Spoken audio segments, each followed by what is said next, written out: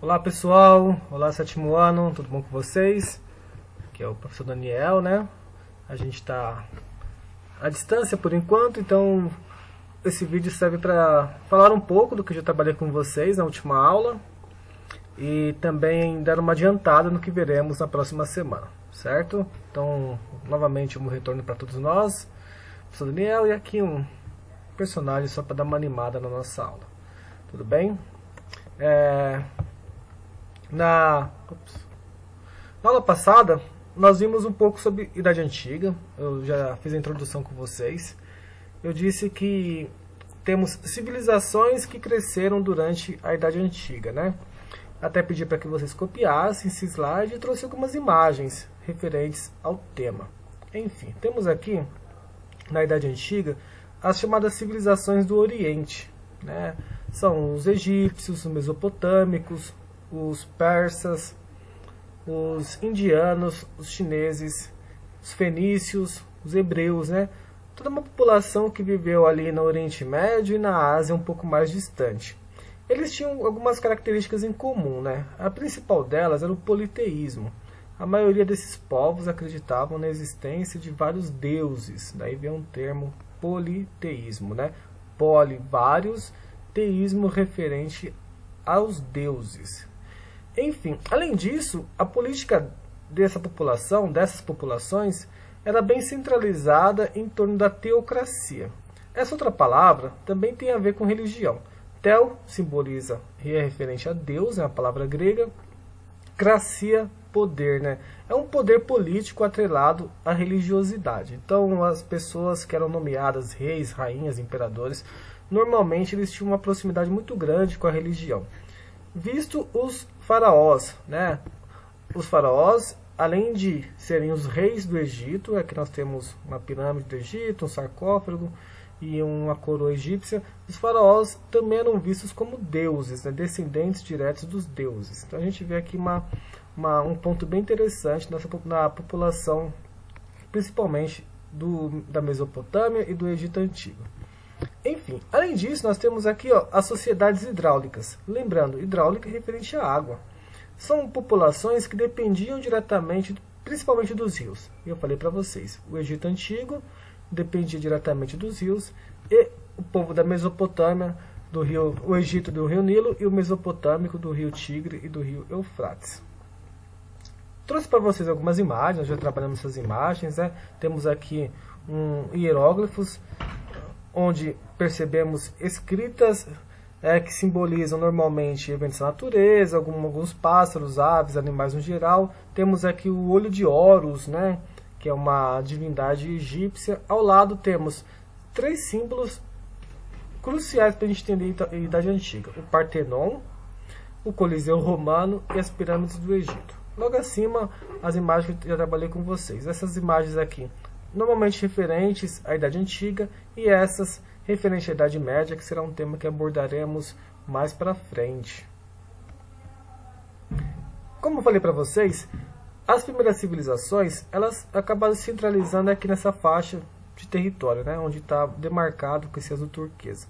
Temos os egípcios, os mesopotâmicos, hebreus, fenícios, indianos, chineses. Logo depois os gregos e os romanos, mas já na parte europeia. Então essas são civilizações que nós chamamos de ocidentais, né?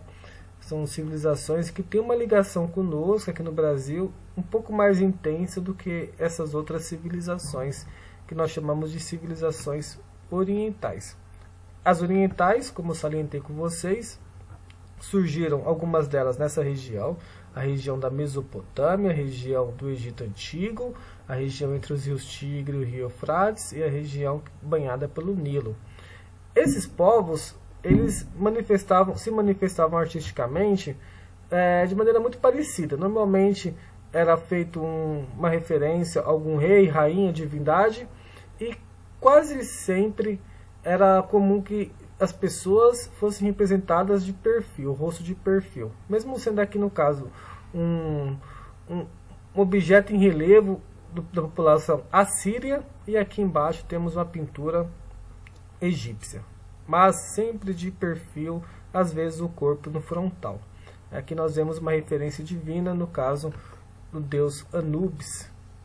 são populações que surgiram no chamado Crescente Fértil, né? Essa região que foi batizada assim porque, ao fazer um desenho, um esboço geral, parece uma lua crescente. Para vocês se localizarem geograficamente, nós temos aqui a região que estou abordando, né? Olha só, essa região entre o nordeste do continente africano e um território considerável do Oriente Médio. O Oriente Médio é uma espécie de subcontinente da Ásia, né? Não vamos esquecer. A Ásia é um continente gigantesco que vem desde aqui e vai até o Japão, enfim. E aqui nós temos as civilizações que podemos destacar como orientais. Quase todos aqui são do Oriente Médio. Os mesopotâmicos, os primeiros, né, que destacam-se os sumérios, os acádios, os caldeus, os babilônios, né? Temos os egípcios, vizinhos dos mesopotâmicos, né? Esse provavelmente o mais famoso dessas civilizações, a mais famosa das civilizações orientais. Os persas, que trata-se de uma população que hoje dá origem ao povo do Irã, um país consideravelmente grande ali no Oriente Médio, né? Os persas, eles dominaram a região ali da Mesopotâmia, depois eles partem em direção ao Egito, conquistam o Egito e tentam conquistar o mundo grego, mas lá eles perdem algumas batalhas e posteriormente são dominados por um cara chamado Alexandre o Grande. Temos os hebreus, uma população que teoricamente eles não têm um país, né, não tinham um território e quase sempre eram perseguidos por causa da sua religiosidade. Ao contrário dos demais povos da antiguidade, que eram politeístas, os hebreus, eles desde sempre acreditavam na existência de um só Deus, né? Então os hebreus, eles dão origem aos judeus, aos cristãos e aos muçulmanos. E por fim temos os fenícios, um povo que deixou uma herança super considerável para a gente, que foi a criação do alfabeto fonético, né? Como nós conhecemos. Esse alfabeto que utilizamos hoje em dia com 26 caracteres, foi uma criação fenícia na época com apenas 20, e depois, no decorrer do tempo, foram acrescentados outros caracteres. Além disso, eles eram ótimos comerciantes, ótimos navegadores e criaram um vidro. Olha só, o vidro, que é esse objeto tão importante na nossa sociedade.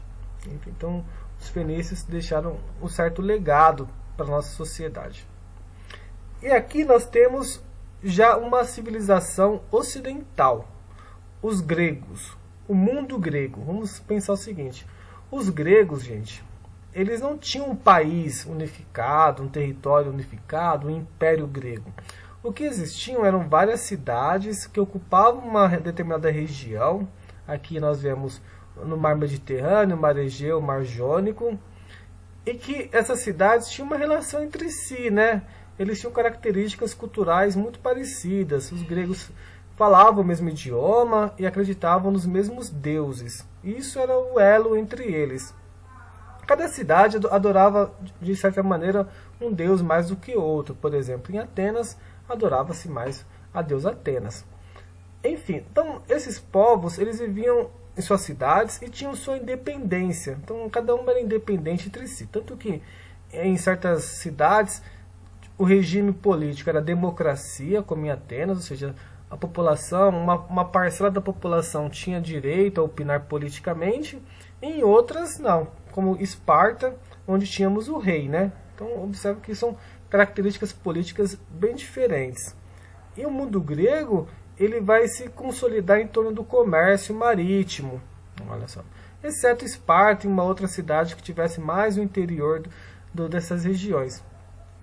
Porém, em todas as cidades existia uma elite, e essa elite, ela trabalhava quase nunca, mas detinha muita terra, e a terra nessa região, a terra fértil, era o objeto maior de desejo, e era o que determinava a riqueza. Então, era uma elite chamada elite oligárquica. Olha essa palavra, gravem a palavra, oligárquica. Oligarca simboliza o poucos, né? Oligarquia é o poder de poucos, é uma oligarquia ligada à terra, então uma oligarquia rural. Só para vocês se localizarem geograficamente, temos aqui a região que eu estou abordando com vocês, e aqui nós temos o Brasil, nosso país, né? Também conhecido como Pindorama. Enfim, então temos Ilha de Creta, que tem um mito bem famoso, né? Que é o mito do Minotauro. Na verdade, o mundo grego, no geral, ele é repleto de mitos, né? Então temos aí Perseu, Hércules como símbolos do mito. Lembrando que os gregos, assim como os povos orientais, eles também eram politeístas. Só que os deuses gregos tinham uma certa diferença. Daqui a pouco eu vou mostrar para vocês. No mundo grego, era muito comum que as cidades elas tivessem as praças, e nessas praças fossem discutidas as questões políticas. Em Atenas isso era muito comum, né? A praça é chamada de ágora, não agora. Ágora, olha só o termo. A ágora é o local onde discutia-se política, mas só podia discutir política lá homens livres, nascidos na cidade, né, não poderiam ser estrangeiros. Então, mulheres, escravos, estrangeiros estavam afastados das questões públicas, ou pelo menos diretamente das questões políticas públicas. Enfim, e a sociedade grega variava bastante de cidade para cidade. Em Esparta, como nós vemos essa pirâmide aqui, na verdade, esse triângulo social, não é uma pirâmide, temos no topo os que mandam, os donos das melhores terras, os espartanos, nascidos lá, né, que dominaram durante muito tempo aquela região.